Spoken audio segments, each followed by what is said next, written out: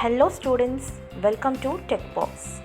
In this video, we are going to learn important objective questions and an exam point of view for Class 12 CBSE Computer Science with Python. Kindly subscribe and share my video with your friends and families. So question number 1 is, given the dictionary, so your dictionary contains R and O and name as a keys and 1 and storage as values. So you should write the output of this print function d of name. Think and get the correct answer. And your answer is, you can write type error as an answer, or else you can correct the error and you can write the answer as storage. So what is a correction in the code?